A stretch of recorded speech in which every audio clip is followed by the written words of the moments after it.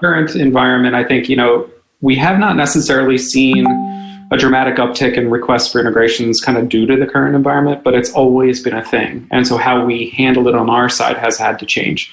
Kind of along to some of the previous comments that I and the rest of the folks made about how product roadmaps have had to be a little bit more carefully addressed. Integrating with a third-party system in our world, we have dozens and dozens of them, and we're always working on dozens of them at a time for all the new customers that we're bringing on board. But again, the tooling to make sure that our system is prepared to be able to make those things easier, be able to push some of the effort back onto the third-party vendor in some cases, as opposed to us having to do kind of bespoke development against them, is something that we've definitely focused on as a result of a closer look at our product processes over the past year.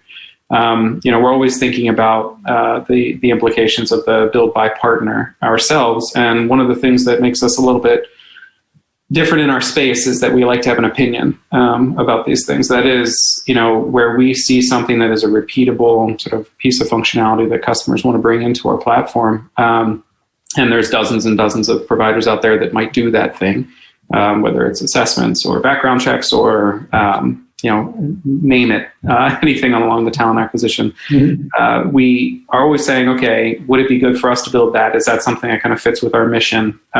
If not, and in a lot of cases it's not, we're not going to build a background check competency here at Great People. How do we decide to, first of all, make it easy for the external party to integrate, but then look at the marketplace, look at who's performing the best, use that data to say, okay, we're going to build effectively a special integration, a more in-depth integration with a market-leading provider that we can then go to to our customer organizations and say, yeah, you can bring us whoever you want.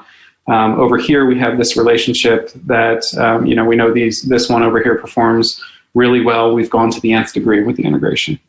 With that type of provider. That's something that we've gotten more into as we've started to be more careful about what it is that we invest in for core development ourselves. So kind of having an opinion and bringing that, we've done the research for you.